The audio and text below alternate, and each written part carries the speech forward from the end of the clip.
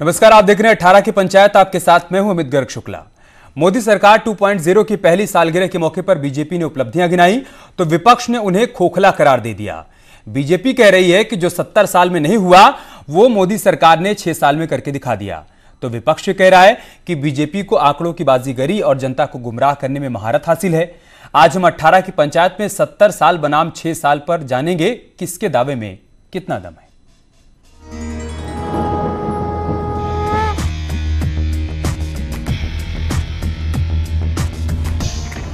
Corona काल में BJP ने मोदी सरकार 2.0 की पहली सालगिरह का वर्चुअल जश्न मनाया। पीएम मोदी ने चिट्ठी लिखकर विकास यात्रा का जिक्र किया और जनता का आभार जताया, तो पार्टी अध्यक्ष के नाते जेपी नड्डा ने पार्टी के मुखपत्र कमल संदेश का नया संस्करण आत्मनिर्भर भारत लॉन्च किया।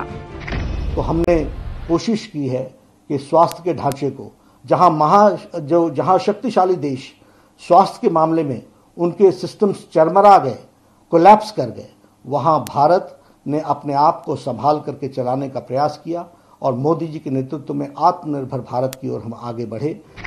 सीएम योगी ने भी शानदार कार्यकाल के लिए मोदी सरकार को शुभकामनाएं दी। चाहे वह 500 वर्षों से दबी आ रही भावनाओं को अयोध्या में से राम जन्मभूमि पर भगवान राम के भव्य मंदिर निर्माण का मार्ग प्रशस्त करने का रहा हो, या फिर देश के अंदर उन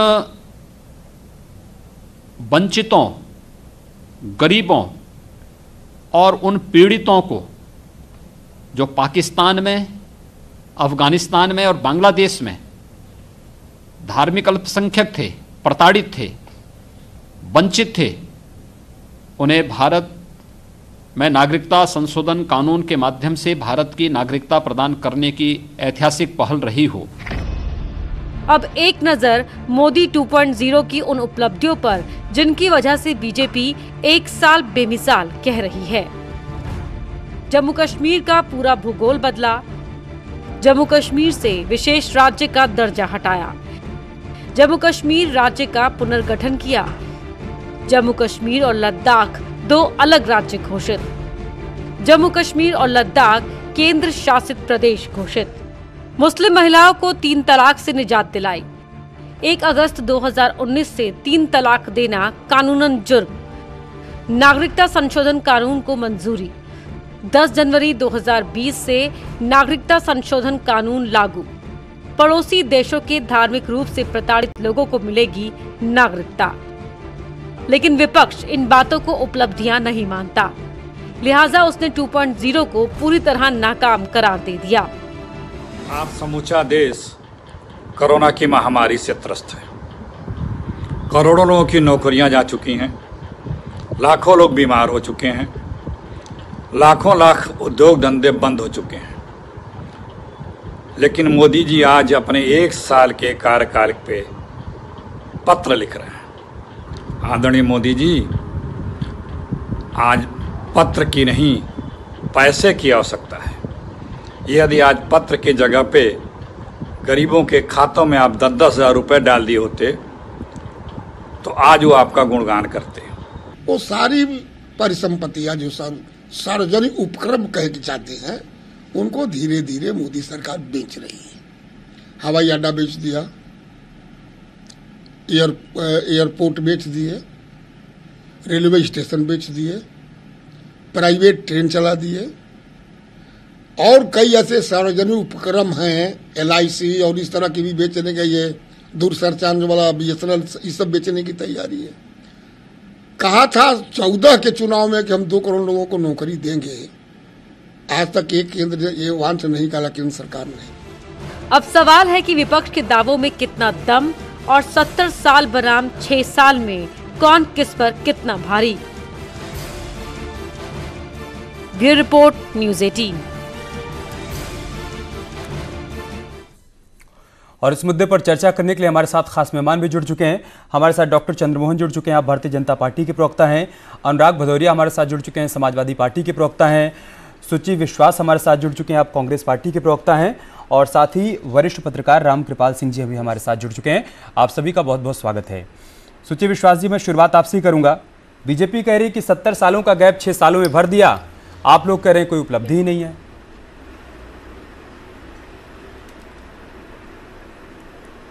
हाँ, 70 सालों का गैप भर दिया। जो 70 सालों में हमने बनाया वो 7 सालों में सारा बेचकर इतिश्री कर दिया, अर्थव्यवस्था को नेगेटिव कर दिया, वो वेंटिलेटर पे है, बेरोजगारी 45 बरस में सबसे ज्यादा, और विकास तो इतना किया है कि 40 ट्रेनें पटरियों पे आवारा हो गई, राह में 80 श्रमिकों की मौत हो गई, और उस पर सरकार में जश्न का माहौल है। दूसरे कार्यकाल का 1 वर्ष पूरा होने पर विज्ञापन प्रेमी सरकार अपनी उपलब्धियों को बड़ी बेशर्मी से गिना रही है। श्रम मंत्री संतोष गंगवार का पता नहीं है 8 करोड़ माइग्रेंट्स 3 घंटे 40 मिनट के इस इम्प्रॉपर, अदूरदर्शी, अविवेकी, बिना विपक्ष और बिना राज्यों से मशवरा किए गए लॉकडाउन के बदले किन त्रासदियों से गुजर रहे हैं, ना उससे हम अनजान हैं और ना आप।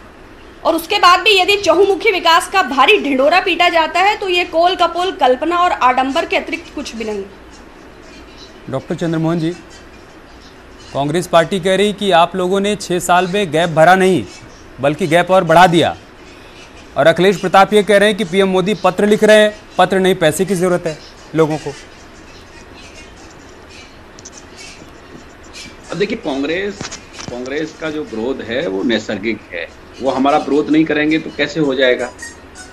संपूर्ण विश्व आज मोदी जी की सरकार का, भारत की सरकार की प्रशंसा कर रहा है, और भारत के स्वाभिमान के साथ, स्वावलंबन के साथ सभी भारतीय खड़े हो रहे हैं। लेकिन कांग्रेस कैसे प्रशंसक हो सकती है, क्योंकि कांग्रेस के लोग सच मायने में बेरोजगार हुए हैं। तो बेरोजगार कांग्रेस तो यही बोलेगी, और क्या बोलेगी। अमेठी की जो कसक है वो कैसे खत्म हो जाएगी। इनको ना तो जनधन खाते दिखाई देंगे, ना उज्ज्वला गैस दिखाई देगी, ना गरीब की छत दिखाई देगी, ना शौचालय दिखाई देगा, इनको दिखाई नहीं देगा, और ये देखना भी नहीं चाहते हैं, क्योंकि जमीनी सच से दूर रहना इनके स्वभाव में है, इनके व्यवहार में है। ये वही है, वही स्क्रिप्ट पढ़ेंगे। देश इस समय जिस दौर से गुजर रहा है, लोकतंत्र है, लोकतंत्र के नाते हमारे ऊपर जो जिम्मेदारी आई है, हमने उस जिम्मेदारी का निर्वहन करते हुए और उसका पालन किया है। एक प्रधानमंत्री जी ने एक जवाबदेही के नाते एक पत्र लिखा और एक अपना संदेश देश के लोगों को दिया है। अब इसमें भी कठिनाई हो रही है, कह रहे हैं जश्न मना रहे हैं। हमने कहाँ जश्न मनाया है? कौन कार्यकर्ता ने किसी कार्यकर्ता को फूल दिया है? अगर विचारों के द्वारा एक एकजुटता का परिचय भी ना दिया जाए तो क्या चाहते हैं ये? इनके लिए तो पंजाब अलग है, उत्तर प्रदेश अलग है, राजस्थान अलग है, उत्तर प्रदेश अलग है, महाराष्ट्र अलग है, उत्तर प्रदेश अलग है। दिल्ली से इनको कोई लेना नहीं देना नहीं है। इनको आलोचना के लिए आलोचना मैं अनुराग भदौरिया के पास जाऊं उससे पहले अगर आप जवाब देना चाहें। कोई जुड़ाव नहीं है, इसलिए इस तरीके की बातें करें।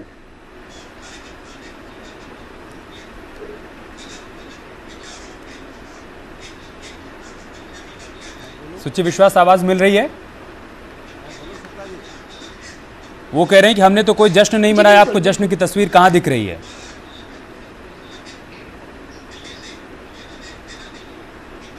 देखिए, प्रधानमंत्री मोदी जी ने अपने लेटर में 4 मुख्य बिंदु लिखे हैं, और जहां तक जश्न की बात है तो 1000 रैली, 750 कॉन्फ्रेंसेज और 10 करोड़ परिवारों तक उनका हस्त लिखित पत्र विभिन्न भाषाओं में अनुवादित। आपत्ति सिर्फ इतनी है कि 8 करोड़ माइग्रेंट्स को आप घर नहीं पहुंचा पाए, और 5 किलो की राशन की लाइनों की क्या मतलब हुआ, यू नो वेल। उज्ज्वला योजना का आपने दावा किया, मात्र 2 से 7% ही उसे रिफिल करा सके। कुछ ने बेच दिया, कुछ ने टांड पे रख दिया, क्योंकि लोगों के पास आय का साधन हो पहले। दूसरा, आपने उनको छत देने का जिक्र किया, आप विद्युतीकरण का भी 18,000 गांवों का जिक्र करेंगे, या आपने जनधन खातों का जिक्र किया।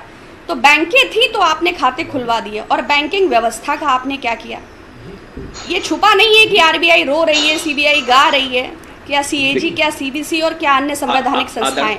आदरणीय, दूसरा, मोदी जी ने अपने भाषण में लोकतांत्रिक उसका आभार भी व्यक्त किया है। तो आपको मेरी आवाज मिल रही है? आ रही है, आपकी आवाज आ रही है। आपको मेरी आवाज मिल रही है? आवाज मिल रही है, बिल्कुल। हाँ, तो आभार व्यक्त करने से कोई संशय नहीं है। उन्होंने उसमें मजदूरों की व्यथा का भी जिक्र किया कि ट्रेमेंडस पेन। हमारा सिंपल सा कहना है कि जबकि 2.5 महीना बीतने को है, आज लॉकडाउन के 5वें चरण की घोषणा हो गई, क्या थोड़ी सी सबसे इंपॉर्टेंट क्या था?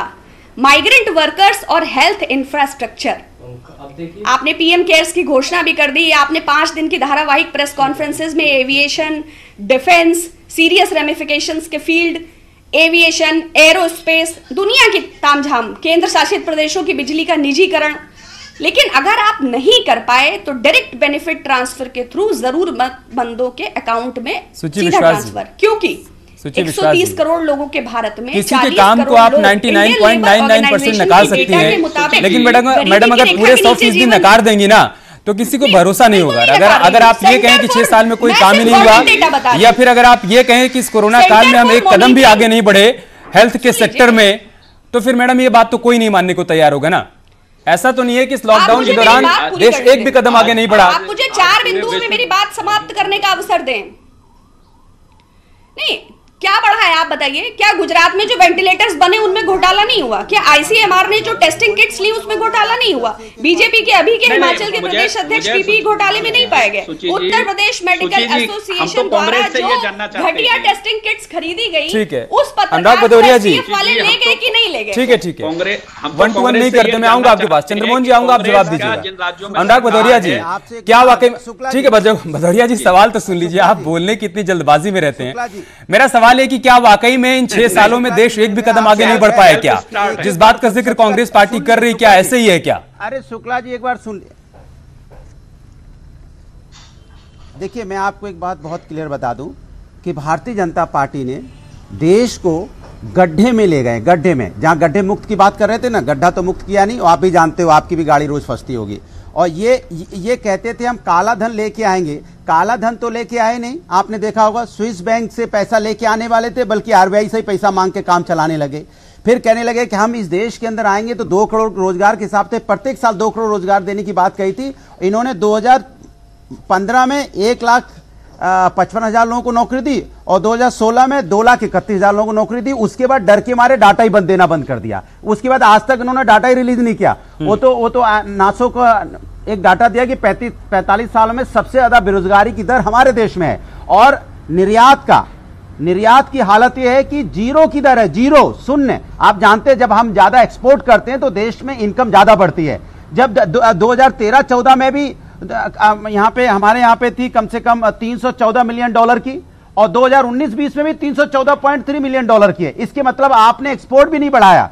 और आप अगर पूछेंगे बुलेट ट्रेन कहां है, तो बुलेट ट्रेन खोजे मिल नहीं रही है। बुलेट ट्रेन में बस हुआ है कि पटरी पे हमारे लोग चल रहे हैं, बेचारे उनको ट्रेन आके मौत के मुंह में सुला के चली जाती है। इस तरह की बुलेट ट्रेन इन्होंने हमें दी है। और जहां तक भुखमरी का कमा, आप जानते हो 102 नंबर पे हमारा देश पहुंच गया भुखमरी पे, उसके बारे में प्रधानमंत्री जी ने नहीं बोला। और विदेश नीति का आलम यह है कि नेपाल भी आंख दिखाने लगा। जो नेपाल हमारे सामने बोलने की हिम्मत नहीं जुटाता था, और चाइना को तो गोदी में यहां झूला झुला रहे थे प्रधानमंत्री जी, और झूला झुलाते झुलाते उन्हीं को झूला झुलाने लगा। तो विदेश नीति का आलम यह है कि पड़ोसी हमें आंख दिखाने लगे। अब इनसे मैं पूछना चाहता हूं कि आपने इतने साल, 6 साल का यहां पे शासन किया, एक काम किया हो आपने तो बताओ। सिवाय आपने एक चीज का काम किया है, नफरत का विकास आपने किया है। लेकिन आपने इंफ्रास्ट्रक्चर का विकास किया, रोजगार का विकास किया, आपने देश की अर्थव्यवस्था का विकास किया। ये तो कोरोना काल तो अभी शुरू हुआ है। अर्थव्यवस्था तो आप अपनी जीडीपी ले आए थे 4.1 पे, जीडीपी आप पहले लेके आ गए थे आप। तो आपने तो पूरे देश का भट्टाधार कर दिया लगातार 6 सालों में। डॉक्टर चंद्रमोहन देंगे, हालत यह है कि आपके पास 30,000 ट्रेनें खड़ी रही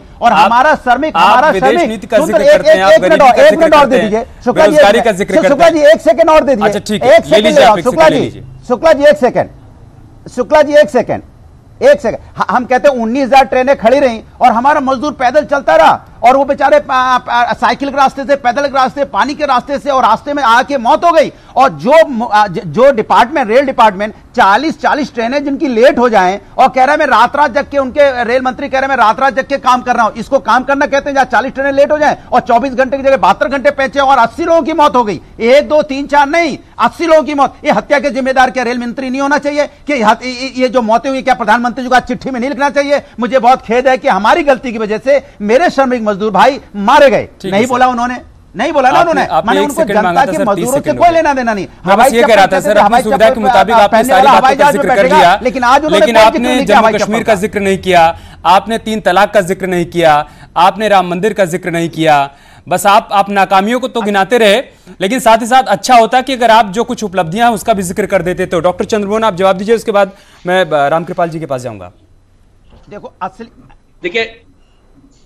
देखिए अमित जी मेरी बहुत सहानुभूति है समाजवादी पार्टी के प्रतिनिधि अनुराग भदौरिया जी के साथ में। वो बेरोजगार हैं, उनकी बेरोजगारी समझ में आती है क्योंकि प्लॉटों पर इस समय कब्जे नहीं हो रहे हैं। जो समाजवादी पार्टी का प्रिय सगल था, समाजवादी पार्टी के लोग जो कांड करते थे, आज वो कांड नहीं। अरे भाई साहब, अरे सर जनता की बात करो, मैं जनता की बात कर रहा हूँ। यही तो भारतीय जनता पार्टी नहीं समझ पाती। आप व्यक्तिगत बात करने लगते हो। आपकी चिंता कर रहा हूँ। अरे मैं जनता की बात, आप जनता की बात करो। गड्ढे मुक्त कर दिए आपने, बताओ गड्ढे मुक्त कर दिए तो आपने बोला था कि हम आएंगे 70 लाख लोगों को रोजगार देंगे, यही तो बोला था बीजेपी ने उत्तर प्रदेश में। क्या 70 लाख लोगों को रोजगार दिया? आपने नहीं दिया। आप अनुराग भदौरिया की बात करते हैं, समाजवादी की बात करते हो, मैं प्रदेश की बात कर रहा हूँ, प्रदेश के सारे नागरिक की बात कर रहा हूँ। आप नागरिक की बात कीजिए ना कि आपने गड्ढा मुक्त कर दिए, क्या आपने 6 एम्स बनाने की बात की थी, क्या 6 एम्स बना दिए आपने? बताइए ना, जानना चाहता है उत्तर प्रदेश आपसे। आपको भी कुछ पल्ले पड़ जाए। देखिए आप पढ़ते लिखते नहीं हो, मैं आपसे पूछ रहा हूँ, आप नहीं बता रहे हैं क्या 6 एम्स बना दिए? आपने बोला था 10 समय विश्वविद्यालय बना दिए, क्या 10 विश्वविद्यालय बना दिए आपने? मैं आपसे ही पूछ रहा हूँ, लेकिन आपके पास जवाब नहीं होगा। मैं आपसे सवाल पूछ रहा हूँ, आप हमारी बेरोजगारी की चिंता करते हैं। मैं आपसे बिल्कुल आपके प्रति सहानुभूति है मेरी। आप बेरोजगार हो भाई, आप प्लॉट पे कब्जे नहीं कर पा रहे, मैं जानता हूं आपको। आप प्लॉट पे कब्जे नहीं कर पा रहे। चंद्रमोहन जी भदौरिया जी, चंद्रमोहन जी भदौरिया जी, आज आऊंगा मैं आप लोगों के पास आऊंगा।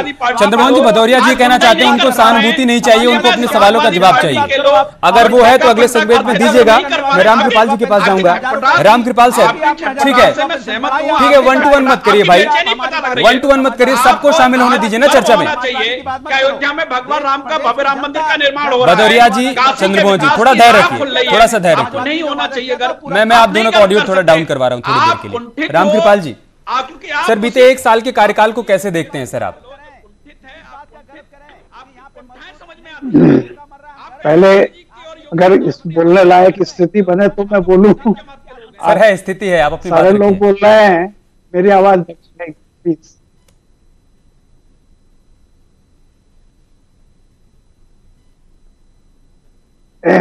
जी शुक्ला जी, क्या पूछा आपने? सर बीते 1 साल के कार्यकाल को कैसे देख रहे हैं आप? हाँ, ये आपका सवाल अच्छा है कि फिर बीच बीच में मैंने सुना कि 6 साल की बात हो रही थी। तो देखिए 6 साल में 5 साल अच्छा था या बुरा, इसका फैसला जनता कर चुकी है। तो जाहिर सी बात है कि आज हमें सिर्फ 1 साल की बात करनी चाहिए, मई 2019 से मई 2020 तक। देखिए अच्छा हो या बुरा, लेकिन एक बात तो तय है कि भारत के इतिहास में 1 साल के भीतर, बल्कि मैं कहूंगा पहले 6 महीनों के भीतर या 8 महीनों के भीतर, जितने जोखिम भरे और बड़े फैसले लिए गए। भाई देखिए, चाहे आप उसके समर्थक हो या विरोधी, लेकिन एक बात तो आप माननी पड़ेगी कि इतने जोखिम भरे, इतने निर्णय जिनके बारे में कोई सोच नहीं सकता था कि धारा 370 वहां से खत्म हो जाएगी, या राम मंदिर का मसला समाप्त हो जाएगा, या 3 तलाक आ जाएगा, सिटीजनशिप अमेंडमेंट लागू हो जाएगा, चाहे जो भी हो। आप हो सकता है कि खराब हो, अच्छा हो, समर्थक हो या विरोधी, लेकिन एक बात तो आप मानेंगे कि जोखिम भरे कड़े फैसले लेने के लिए सरकार को मानना पड़ेगा कि इसने काम किया। रही बात इसकी है कि 1 साल के जो हमारा आज की हालत में है, जिस तरह से पूरी दुनिया लड़ रही है, हम भी कहीं ना कहीं उससे बाहर नहीं है। अर्थव्यवस्था की जो हालत है, आगे वाला वो समय क्या होता है, देखिए इसके देखने के दो नजरिए होते हैं। मैं आज की एक आपको जानकारी दे रहा हूं। आज कोरोना के सबसे ज्यादा केसेस 8000 आए हैं। आप कहने को कह सकते हैं हाईएस्ट है, लेकिन ये मत भूलिए कि 11000 लोग आज ठीक भी हुए हैं। तो अगर आप देखने का नजरिया है, इसका मतलब है कि हमारे टोटल केसेस में से 3000 केस आज की तारीख में कम हुई है। लेकिन बात वही है कि जो फैसले हुए हैं, अच्छा कहना चाहे तो आप अच्छा कह सकते हैं, बुरा कहना चाहे तो बुरा कह सकते हैं, लेकिन मैं कह रहा हूं आशावादी होना चॉइस नहीं है, आशावादी होना हमारा कंपल्सन है, व्यवस्था है। हमें अगर जिंदा रहना है तो उम्मीद पर कायम रहना है। हम किसी भी चीज से लड़ लेंगे और आने वाला दिन अच्छा होगा। इस नजरिए से मुझे लगता है 1 साल अगर मैं मानूं तो हो सकता है कि कई चीजों हैं, खुद मोदी ने बात कही है, हो सकता है ग्लास आधा भरा या खाली है, ये देखने वाले के नजरिए पे डिपेंड करता है। कुछ बहुत हुआ है, निराशाजनक है, ये कहने का वक्त नहीं है। ठीक है, आलोचना है, मैं मानता हूं कि सरकार जब काम करती है गिरते हैं घुड़सवार ही मैदान जंग में। आप तो जानते कुछ कमियां रह जाती हैं, कुछ कमियां रह जाती हैं। मैं आऊंगा सर आपके पास। सुचि विश्वास जी, बीते एक साल की अगर हम बात करें तो विपक्ष का क्या रोल रहा है?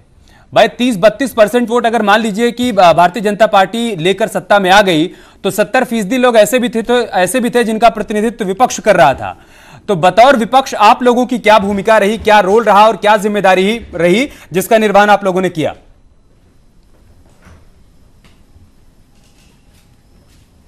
देखिए, बतौर विपक्ष क्रिएटिव सजेशंस देना और गवर्नमेंट उसको एक्सेप्ट करे, जैसे कि कोरोना की बिगिनिंग में ही फर्स्ट लॉकडाउन के फर्स्ट वीक में ही कहा गया कि डायरेक्ट बेनिफिट ट्रांसफर के थ्रू ज़रूरतमंद लोगों को मदद किया जाए, प्रवासी श्रमिकों को निःशुल्क उनके घर तक पहुंचाया जाए, क्योंकि dignity of human life, food and shelter ये बेसिक्स ऑफ लाइफ हैं और हर इंडियन का ये बेसिक राइट भी है।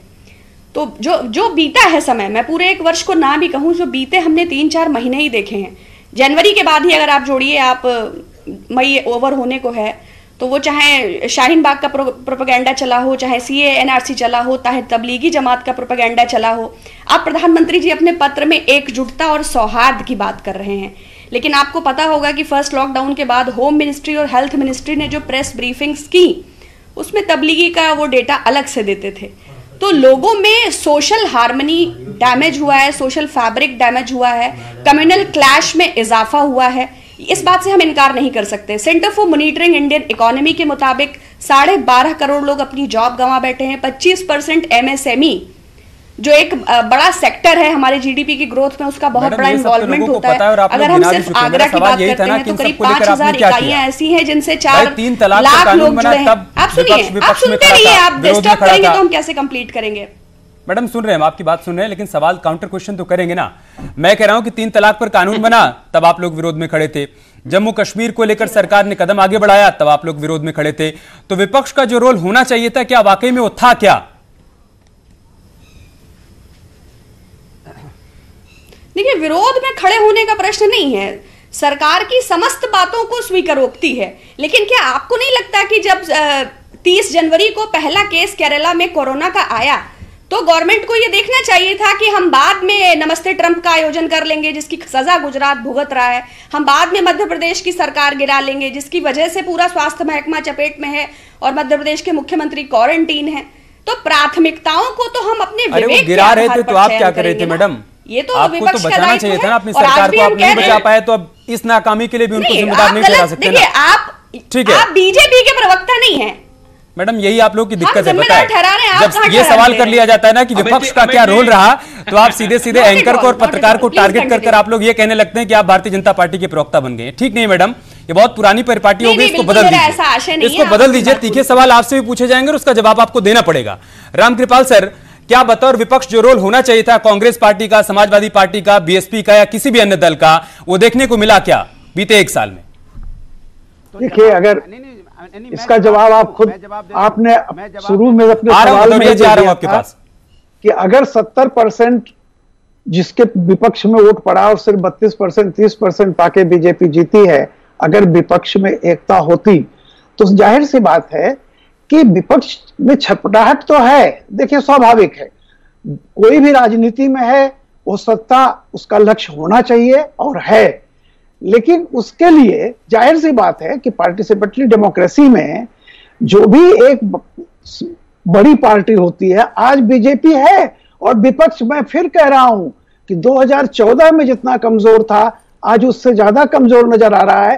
कारण यह है कि यूनिटी नहीं, परसेंटेज है आपकी तरफ, लेकिन बात वही है कि एक नीति होनी चाहिए, पहले कोई लक्ष्य होना चाहिए। मैं कहता हूं खुद भी, राइट वर्सेस रेस्ट, अगर रेस्ट यूनाइटेड है तो राइट के लिए चांस नहीं है, सीधी बात है। लेकिन रेस्ट जो है का जिक्र आप कर रहे हैं विपक्ष के लिए, सर उसके संकेत मिल रहे हैं। एक बड़ी खबर आ रही है, वो बता दें, उसके बाद हम आपके पास आएंगे। अनुराग भदौरिया जी, बड़ी खबर है कि समाजवादी पार्टी कुनबे से जुड़ी एक बड़ी खबर ये सामने आ रही है कि लोहिया ट्रस्ट की बैठक में एक बड़ा सियासी घटनाक्रम देखने को मिल सकता है। शिवपाल यादव की तरफ से एक संकेत मिला है कि अखिलेश यादव को न्योता दिया गया है। इटावा में बने लोहिया भवन के उद्घाटन के लिए न्योता दिया गया है। मुलायम सिंह यादव को लोहिया भवन का उद्घाटन करना है।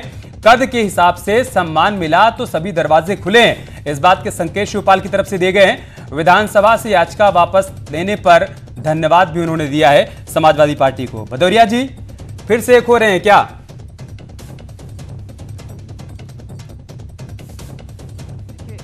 मैंने आपको बोला ना, हम लोग अभी बात कर रहे हैं 1 साल का और 6 साल, मतलब 6 साल की, और आप अभी चले गए समाजवादी की। मैं कह रहा हूं कि समाजवादी पार्टी, अरे आपके घर परिवार से जुड़ी कोई बड़ी खबर आएगी तो हम आपको बताएंगे ना, इस पर तो आपको खुश होना चाहिए भाई। अरे मैं कह रहा हूं वो आपस में, अरे मेरे पार्टी, सुन तो लीजिए, पार्टी का एक राष्ट्रीय नेतृत्व है, उसमें मैं नहीं हूं। वो डिसीजन मेकिंग में वो लोग हैं पार्टी के, हर पार्टी का एक राष्ट्रीय नेतृत्व होता है, वो डिसाइड करता है ना कौन पार्टी में आएगा, कौन पार्टी में जाएगा। अनुराग भदौरिया तो नहीं करेंगे ना। असल में रामकृपाल सर यूनिटी का जिक्र कर रहे थे, इसलिए मैंने आपसे सवाल किया। भाई शिवपाल यादव की सदस्यता रद्द करने की आपने याचिका दी थी, आपने उसको वापस ले लिया, इस बात की जानकारी तो आपको होगी। पार्टी प्रवक्ता के नाते मैंने आपसे इतना भर तो पूछा कि फिर से एक हो रहे हैं क्या? तो है तो क्या? अरे तो मैं बोलता रहा हूं आपको कि ये राष्ट्रीय नेतृत्व डिसाइड करता है कि पार्टी में किसको लेना है, किससे गठबंधन करना है, किसका पार्टी का विलय करना है, वो राष्ट्रीय नेतृत्व डिसाइड करेगा, वो आपको पता चल जाएगा।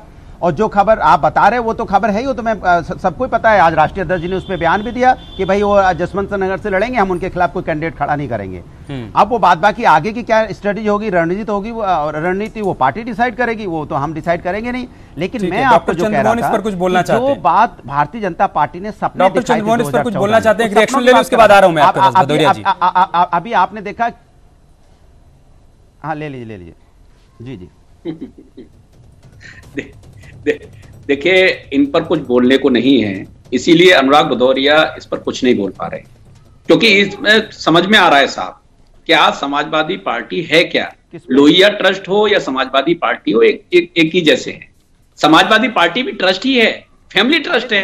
अब ये कहते हैं कि राष्ट्रीय नेतृत्व, अरे काहे का राष्ट्रीय नेतृत्व, काहे का प्रादेशिक नेतृत्व? अरे भैया आप प्रादेशिक पार्टी, आप क्षेत्रीय पार्टी होकर और स्वयं राष्ट्रीय नेतृत्व, काहे का राष्ट्रीय मैं आपसे पूछना चाहता हूँ, कैसी बातें करते हो? आप ये बताइए कि आपकी पार्टी में जो डिसीजन होते हैं आपको पता होता है क्या? किसको टिकट मिलेगी? चंद्रमोहन जी आपसे पूछ दिया जाता है क्या? हर पार्टी का एक, हर पार्टी की राष्ट्रीय कार्यकारिणी होती है, हर पार्टी की राष्ट्रीय कार्यकारिणी होती है, वो डिसाइड करती है। भले आदमी कम से कम संविधान, हर पार्टी का एक संविधान होता है, वो हम आप बैठ के डिसाइड नहीं करेंगे भारतीय जनता पार्टी में कौन आने वाला। आप बता देंगे क्या कि भारतीय जनता पार्टी में कौन ज्वाइन करने वाला है? भदौरिया जी आप खुलकर नहीं बोल रहे हैं, लेकिन लखनऊ से हमारे संवाददाता अलाउद्दीन इस वक्त हमारे साथ जुड़ चुके हैं। अलाउद्दीन, क्या ऐसा हो रहा है क्या फिर से चाचा भतीजा एक साथ आ सकते हैं? समाजवादी पार्टी और शिवपाल यादव की पार्टी एक हो सकती है, विलय हो सकता है या गठबंधन हो सकता है? क्या जानकारी है अलाउद्दीन? और बहुत शुक्रिया आप सभी का हमारे साथ जुड़ने के लिए सर, 18 की पंचायत का हिस्सा बनने के लिए। अलाउद्दीन क्या जानकारी है?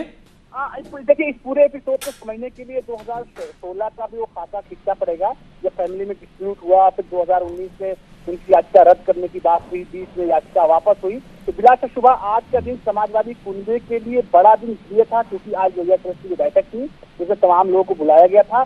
लेकिन इस तरह खबरें हैं कि फिजिकल कोई मुलाकात, यानी आमने सामने कोई मुलाकात शिवपाल यादव और अखिलेश यादव की नहीं हुई है, इस बात की पुष्टि हो गई है। लेकिन ये सबसे बड़ा मसला है कि क्यों उनकी जो विधायकी रद्द करने की जो याचिका वापस ली गई है, इसके बाद बर्फ गली है, इस बात में कोई शक शुबा नहीं है। हालांकि सियासी तौर से क्योंकि इतना अप डाउन पूरे यादव फैमिली में रहा है, तो कुछ भी कह पाना अभी मुश्किल है, लेकिन बर्फ गलने की बात आप उसको मान सकते हैं। दूसरी अहम बात यह है कि इस पूरे मामले में जो सूत्रों के हवाले से हाई सोर्सेज जो कहते हैं, इस पूरे मामले में शिवपाल सिंह यादव, अखिलेश यादव के प्रति जो है शुक्रगुजार हैं। बहुत बहुत शुक्रिया अलाउद्दीन आपका हमारे साथ जुड़ने के लिए और तमाम जानकारी हम तक पहुंचाने के लिए। 18 की पंचायत में इतना ही।